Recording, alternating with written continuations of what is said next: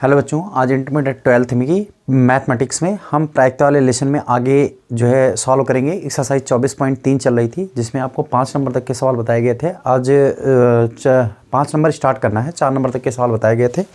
ठीक है, तो 5वां सवाल बेस थ्योरम चल रही थी। तो 5वां सवाल जो है वो इस प्रकार से है, एक बहुविकल्पी प्रश्न का उत्तर देने में, ठीक है, एक बहुविकल्पी प्रश्न है जिसका उत्तर देने में एक विद्यार्थी या तो प्रश्न को जानता है या तो क्या करता है, अनुमान लगाता है। ठीक है, या तो विद्यार्थी वह प्रश्न को जानता है या तो क्या करता है, अनुमान लगाता है। ठीक, अब इसके बाद क्या किया गया है, यह अनुमान लगाता है। फिर कहा गया है माना उसके उत्तर जानने की प्रायिकता माना उसके उत्तर जानने की प्रायिकता कितनी है, 3/4 है। तो हम सबसे पहले इवन घटना मान लेते हैं। ठीक है, पहले हम मान लेते हैं इवन घटना। सवाल नंबर 5 है आपका। चलिए देखते हैं क्वेश्चन नंबर 5। सबसे पहले मैं इवन घटना मान लेता हूं, सच दैट, ठीक है, सच दैट सही उत्तर जानने की है, सही उत्तर जानने की है। ठीक, और E2 घटना है, अनुमान लगाने की है। किसकी है,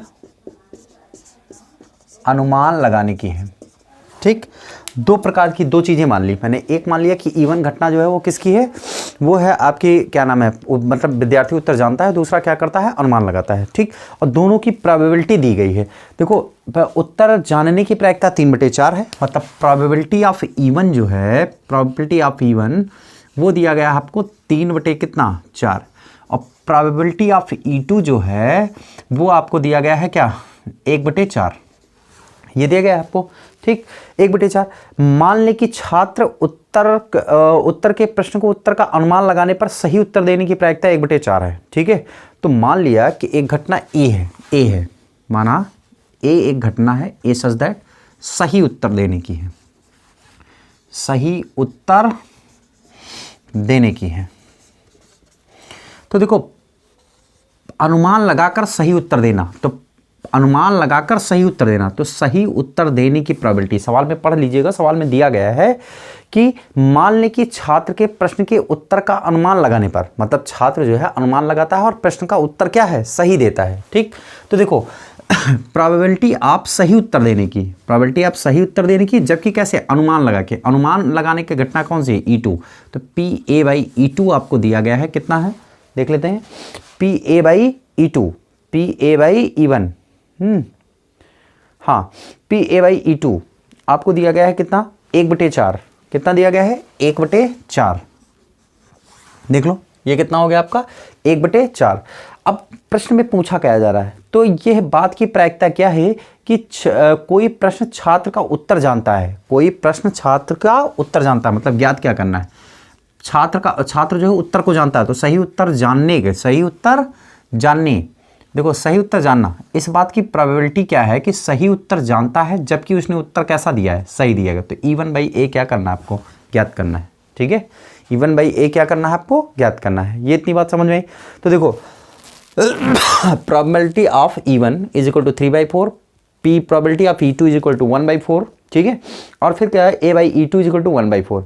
अब देखो A/E1 क्या हो जाएगा, A/E1, A/E1, तो ये आपको क्या करना है, ज्ञात करना है, PA/E1, E1/A ज्ञात करना है। ठीक है, तो देखो PA/E1 क्या हो जाएगा, सबसे पहले PA/E1 मतलब सही उत्तर देने की प्रायिकता, जबकि वह जो है उत्तर जानता है, तो इसकी प्रोबेबिलिटी 1, इसकी प्रोबेबिलिटी क्या होती है, 1।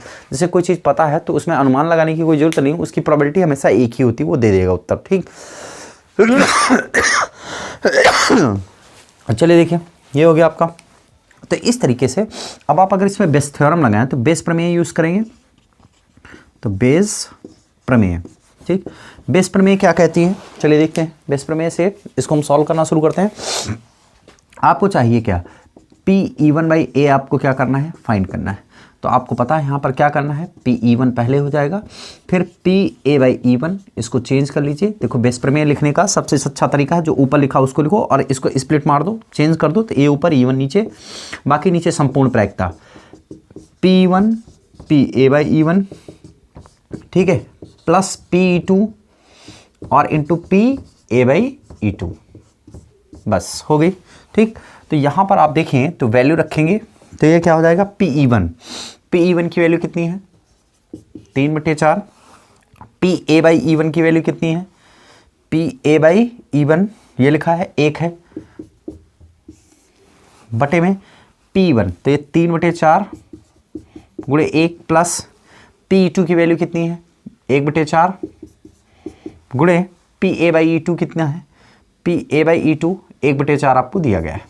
ठीक, ये हो गया आपका, समझ आया कि नहीं है, 1/4 और 1/4 सब कुछ हल करेंगे तो देखो 3/4, 4 कम 4, 3/4 और प्लस का 1/16 हल करेंगे तो 3/4 बटे 16 एलसीएम, 4 चौक 16, 4 3 12 प्लस 1, मतलब ये हो गया आपका, यहाँ से देखो 3/4 गुणे 16 बटे कितना 13, तो 4 चौक 16 मतलब 4 3 12 बटे 13, ये हो गया आपका सवाल नंबर 5 का आंसर।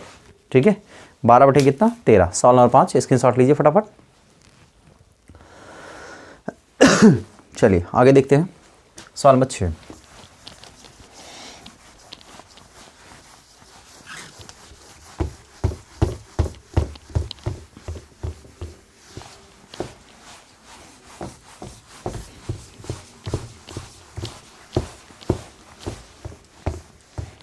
चलिए क्वेश्चन नंबर 6 से देखते हैं।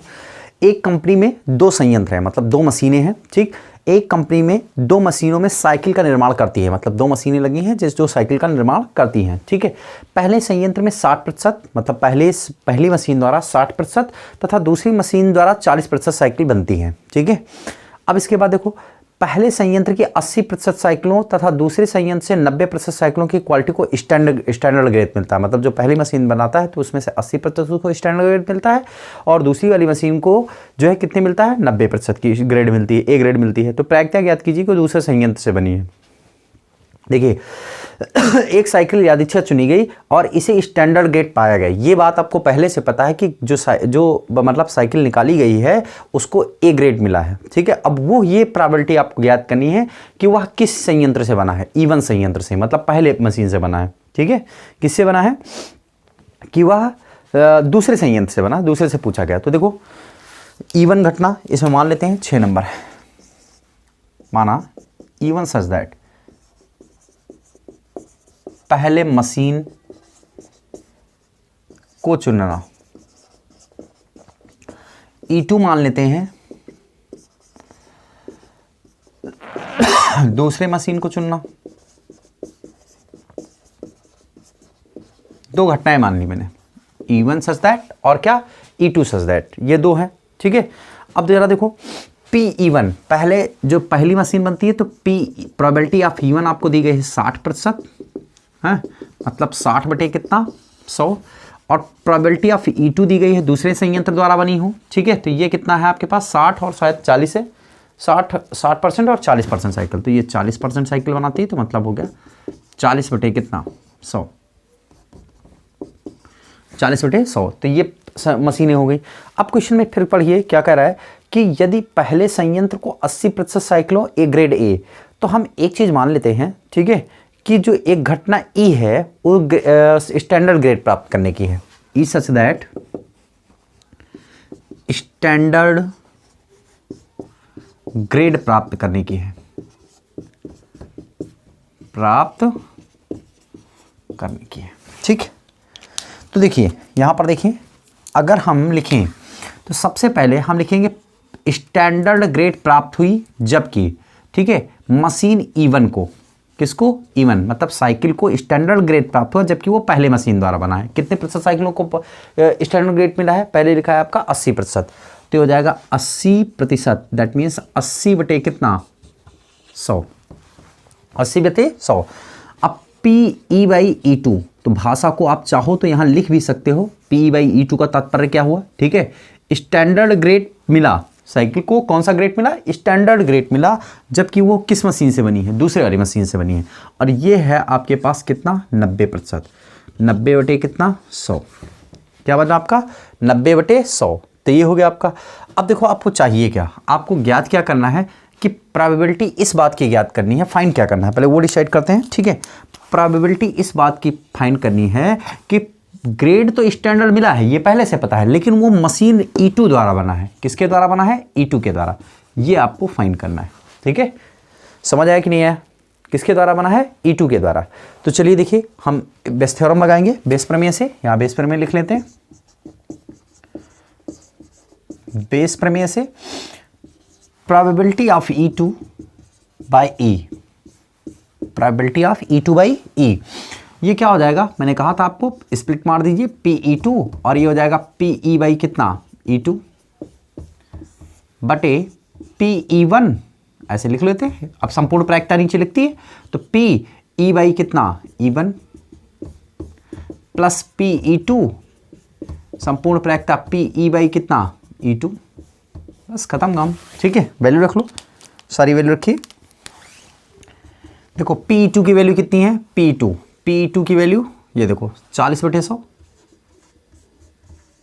गुणे PE बाई E2 90/100। PE1 की वैल्यू, PE1 की 60/100 गुणे PE बाई E1 की कितनी है? 80/100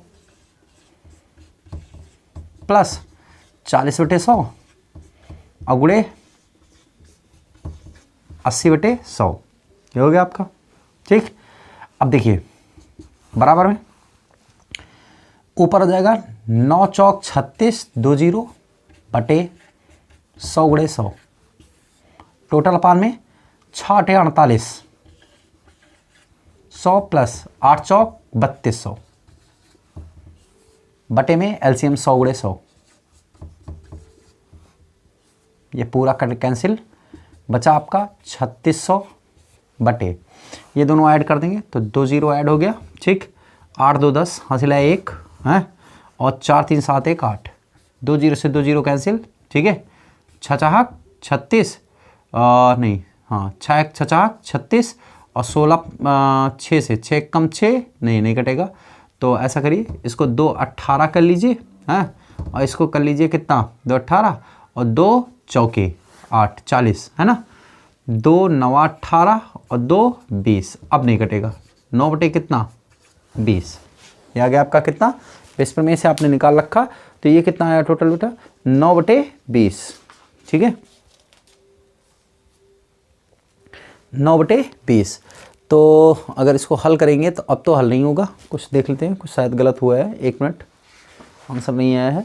तो PE2 by, 1 minute, PE2 by E by E2 और फिर PE1 PE बाई E1 और plus PE2 PE by E2, सही है। पहला मशीन 60/100, ठीक है। कितना रखा गया? 1 मिनट, 1 मिनट, वैल्यू सही रखिए, कैलकुलेशन चेक कर लीजिएगा। PE2 40/PE2 40/100 और PE बाई E2 90/100 है, 90/100, तो नीचे हो जाएगा 60/100 और फिर कितना? 80/100 40/100 80/100, ओ सॉरी 90/100 होगा यहाँ पे, ये गलत हो गया, यहाँ पे 90/100 होगा, ये चीज़ गलत हो गई, इसीलिए आंसर नहीं आया है। इसको सही कर लीजिए यहाँ से फिर से, ठीक है। चलिए देखते हैं, अगर हम इसको हल करेंगे तो ये आ जाएगा कितना आपका? 9 चौक 3600 बटे 100 गुणे 100 बटे 4800 और प्लस 9 चौक 3600 बटे 100 गुणे 100, ये पूरा टर्म कैंसिल, 3600 बटे 0 0 है, यहाँ से 8 6 14 हासिल है 1, 8 6 14 हासिल है 1, 4 3 7 1 8 84 2 0, ठीक है। अब अगर हम काट दें तो 4 दूनी 8 4 कम 4 9 36, 4 दूनी 8 और 4 कम 4 3 3 9 3 7 21, ओवरऑल 3 बटे कितना? 7, ठीक है। ये आ गया आंसर, अभी सही है, 3 बटे कितना? 7, ये 6 नंबर था। चलिए नोट कर लिया सबने, स्क्रीनशॉट ले लिया। 7 नंबर देखें,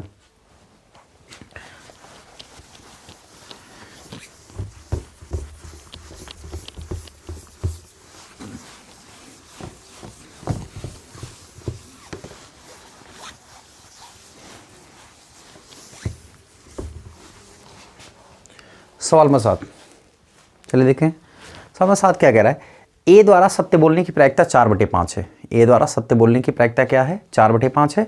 और इसके द्वारा सिक्का उछाला जाता है, ए बताता है कि वो क्या आया है, टेल आया है। ए द्वारा जो सत्य बोलने की प्रायिकता वो कितनी है, वो है आपकी 4/5। ए द्वारा सत्य बोलने की प्रायिकता कितनी है, 4/5। ठीक, देखो एक घटना E1 मान लेते हैं, दूसरी E2 मान लेते हैं। ठीक है, ये सवाल नंबर था आपका 7।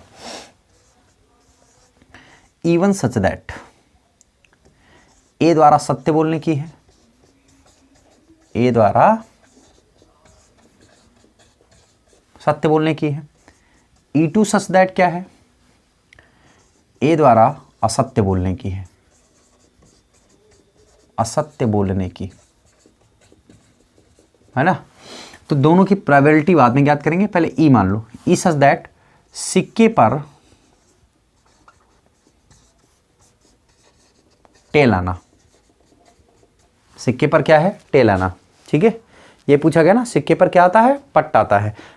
तो प्रदर्शित वास्तविक प्रकट होने की प्रायिकता ज्ञात करिए। ठीक है, वास्तविक रूप में पट्ट प्रकट होने की प्रायिकता आपको क्या करनी है, ज्ञात करनी है। ठीक, मतलब ए द्वारा सत्य बोलने की, मतलब वो सत्य बोलता है, इसकी प्रोबेबिलिटी चाहिए। तो आपको ज्ञात क्या करना है, पहले वो लिखेगा P1/E, जबकि सिक्के पर क्या आया है, पट्ट आया है। भाई देखो सवाल में ये कहा जा रहा है कि उसके द्वारा सत्य बोलने की, मतलब पट्ट बताने की प्रायिकता ज्ञात करिए, पट्ट बताने की प्रायिकता ज्ञात करिए, जबकि सिक्के पर वास्तव में पट्ट आया हो, मतलब सत्य बोलने की प्रायिकता ज्ञात करनी है। तो ये देखो ए द्वारा सत्य बोलने की प्रायिकता, तो ये आपको ज्ञात करना है, ये आपको क्या है, फाइंडिंग है, ये फाइंड करना है। ठीक, आपको सवाल में दिया गया है P1, मतलब सत्य बोलने की प्रायिकता उसको दी गई है। ए सत्य बोलने की प्रायिकता कितनी दी गई है, 4/5। तो अगर सत्य बोलने की प्रायिकता 4/5 है, तो असत्य बोलने की प्रायिकता आप जानते हैं कैसे निकलता है, 1 - 4/5, उल्टा होता है इसका एक दूसरे का। घटा देंगे तो 5 × 5 में से 4 गए, कितना, 1/5। ये P2 निकला है। ठीक है, अब इसके बाद आप जानिए। ठीक है, अब क्या करना, देखो दो कंडीशन हो सकती है। एक तो सिक्के पर सत्य, मतलब एक तो ये घटना हो सकती है कि P, देखो यहाँ पर ये ले, एक हो सकती है PE/E1। इस बात को समझो, सिक्के पर टेल आया, भाषा में लिख लेते हैं, सिक्के पर क्या आता है, टेल आता है,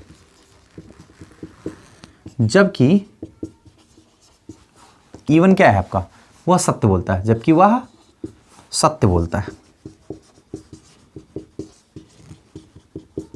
ठीक, इस बात की प्रोबेबिलिटी आपको क्या करनी है, पहले ये समझिए। देखो अगर वो सत्य ही बोल रहा है, ठीक है, तो PE1 आपको हो गया PE/E1।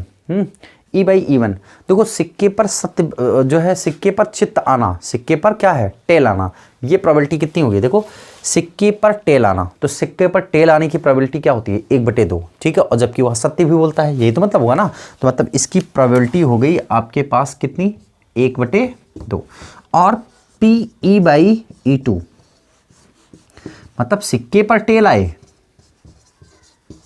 सिक्के पर टेल आना, जबकि वह असत्य बोले, मतलब वो दूसरे को जो देख नहीं रहा वो असत्य बोले, मतलब वो उसको बता दे कि नहीं टेल नहीं आया, लेकिन वास्तव में क्या आया है, टेल आया है। तो E/E2 आप कितना कैसे निकालेंगे, इसकी भी प्रोबेबिलिटी वही आपकी 1/2 ही होती है।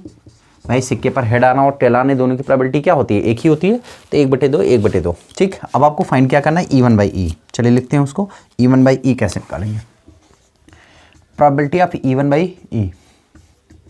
तो प्रोबेबिलिटी ऑफ E1 पलट देंगे, PE/ कितना, E1 बटे probability of E1, probability of E/E1 plus probability of E2, probability of E/E2।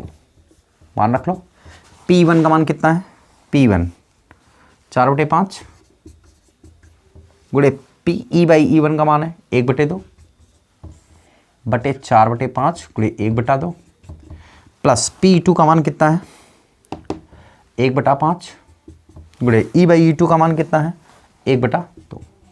ठीक, सॉल्व कर लेंगे, यहाँ से 1/2 कॉमन हो जाएगा, 1/2 गुणे 4/5 बटे 1/2 कॉमन, 4/5 प्लस 1/5, है ना। 1/2 से 2 कैंसिल, 5 में से 5, 4 1 5, 5 में से 5, ओवरऑल 4/5 बचा। क्या बचा आपके पास 4/5 इसकी प्रोबेबिलिटी। तो ये आंसर हो गया। ठीक है, 7 नंबर नोट करिए सभी लोग, स्क्रीनशॉट लीजिए। चलिए 8 नंबर पे आते हैं, हटा दें सवाल नंबर 8।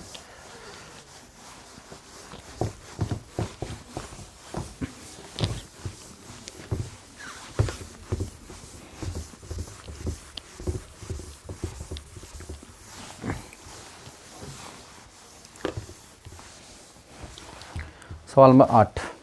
ठीक, देखो सवाल नंबर 8 क्या कहता है, एक निर्माता ABC मशीन ऑपरेटर है।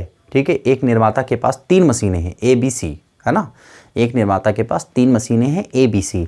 तो आप सबसे पहले यही मान लेंगे E1 घटना, ठीक है, A मशीन द्वारा, ठीक है, कार्य पर A मशीन द्वारा लगा हो। ठीक है, आप प्रथम ऑपरेटर A 1% खराब सामग्री उत्पादित करता है, और ऑपरेटर B जो है B व C 5% और 7% खराब सामग्री उत्पादित करता है। ठीक है, कार्य पर A कुल समय का 50% लगाता है। कुल समय का कितने प्रतिशत लगाता है? 50%। और जबकि B जो है वो 30% लगाता है, तथा C कितना लगाता है? 20% लगाता है। यदि खराब सामग्री उत्पादित है, ये पता है कि जो सामग्री बनी हुई है वो कैसी है? खराब है, तो मशीन ए द्वारा उत्पादित होने की प्रायिकता। ठीक है, तो देखो E1 घटना मैं मान लेता हूँ, ये सवाल नंबर है आपके पास 8। E1 घटना है, E1 सच दैट मशीन ए द्वारा उत्पादन,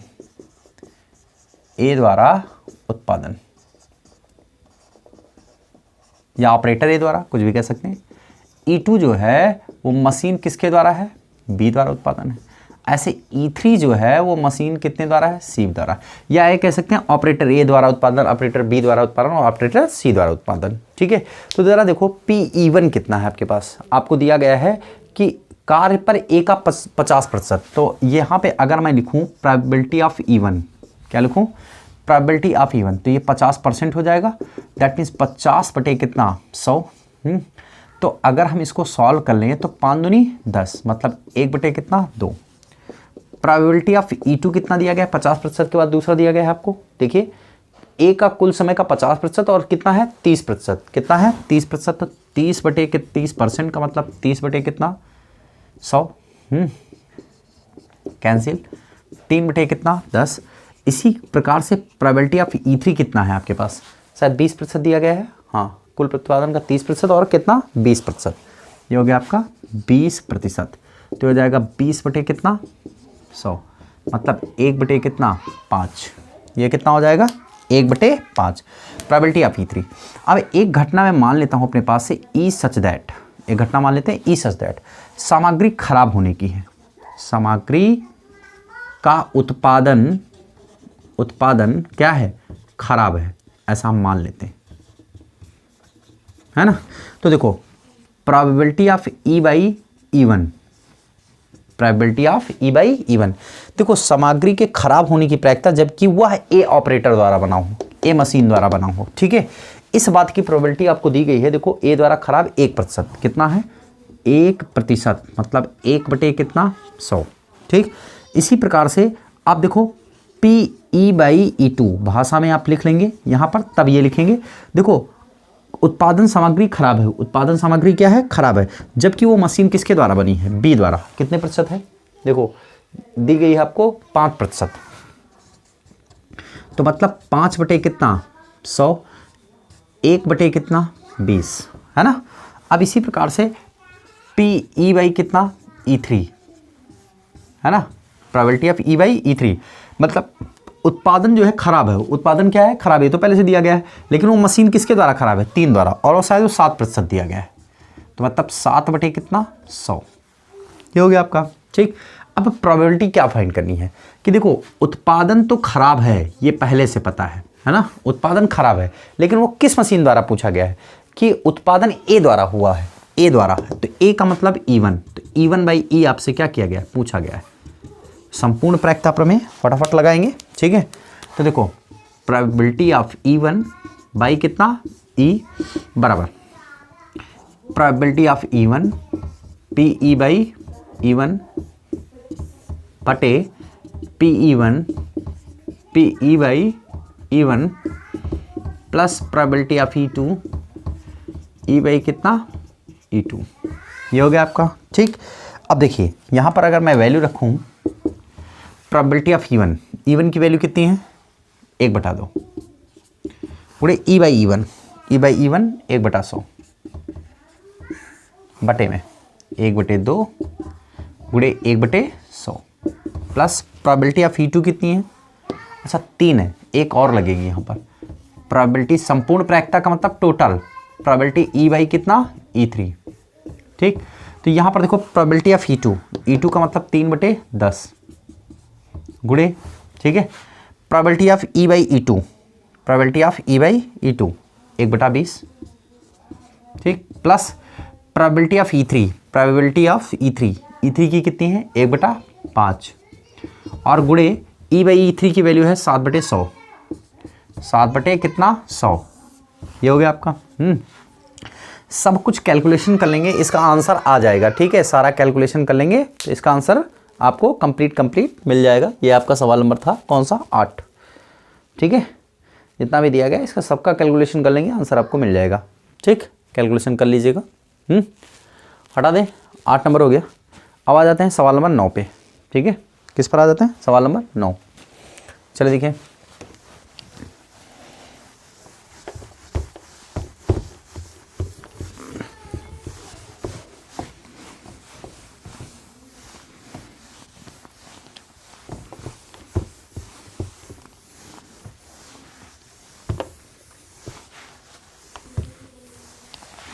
सवाल नंबर 9 पे स्टार्ट करते हैं। 9 नंबर सवाल में कहा गया है 5% पुरुषों और 0.25% महिलाओं के बाल सफ़ेद है। ठीक है, 5% पुरुषों और 0.25% महिलाओं के जो बाल हैं वो सफ़ेद हैं। ठीक है, एक सफ़ेद बाल वाले व्यक्ति को यादृच्छा चुना जाता है, एक व्यक्ति को यादृच्छा चुन लिया जाता है जिसके बाल सफ़ेद है, ये पहले से पता है। ठीक है, तो इस व्यक्ति के पुरुष होने की प्रायिकता क्या है ज्ञात करिए। तो देखो E1 घटना पुरुष होने की है, मान लेते हैं 9 नंबर है E1 सच दैट पुरुष होने की है, किसकी है घटना, किसकी है पुरुष होने की। ठीक, और E2 सच दैट महिला होने की है।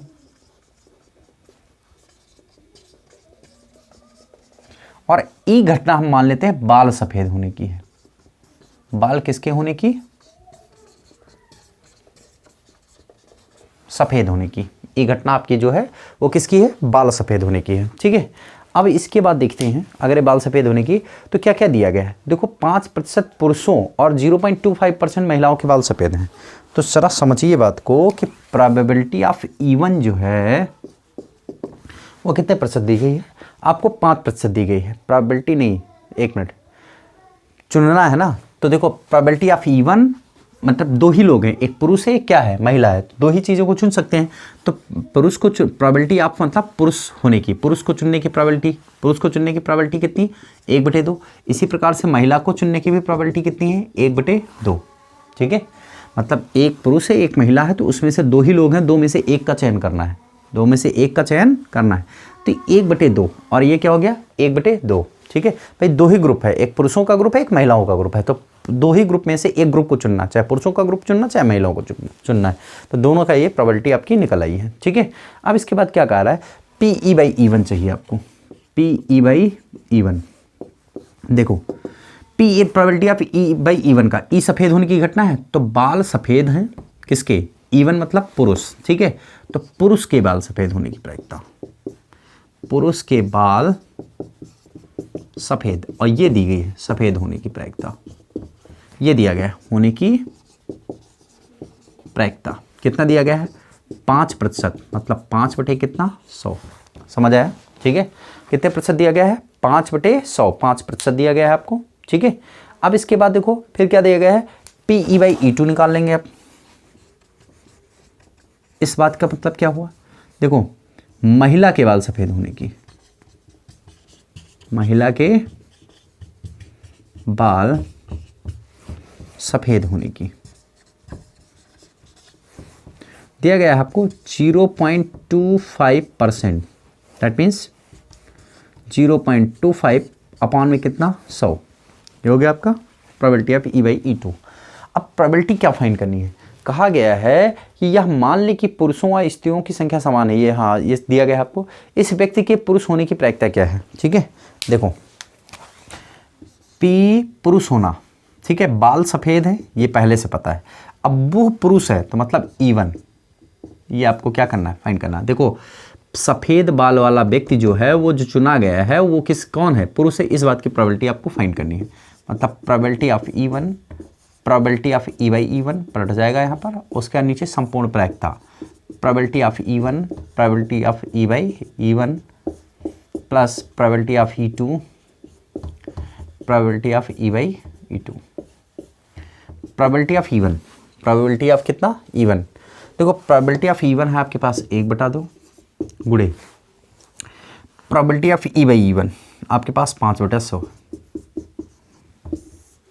प्रोबेबिलिटी ऑफ 1/2 गुणे 5 कितना 100 plus probability of E two कितना है, प्रोबेबिलिटी ऑफ ई टू 1/2 है गुणे 0.25/100, 0.25/100 सॉल्व कर लेंगे, ठीक। तो ये ऊपर 5 एकम 5/2 गुणे 100 बटे में 5 प्लस 0.25 बटे में 2 गुणे 100 कैंसिल, 5/5.25 बढ़ गया, ठीक, 2 बढ़ गया तो 5 एकम 5, 0 पचाहम 25, 5 एकम 5 100, 5 दूनी 10, 5 एकम 5, 5 20, 20/21 कितनी प्रोबेबिलिटी आई, 20/21, ठीक है। ये हो गया सवाल नंबर 9, क्लियर है, ठीक है। तो बच्चों इस लेक्चर में सवाल नंबर 9 तक के सवाल लगाइए, ठीक है। अब अगले लेक्चर में आपको इसके आगे के सवाल आपको बताए जाएंगे, ठीक है। यहाँ तक उम्मीद करते हैं सबको अच्छे से समझ में आया होगा। 5 सवाल और बचे हैं इस एक्सरसाइज में ना, एक्सरसाइज क्या हो जाएगी खत्म, तो इसको नोट करो।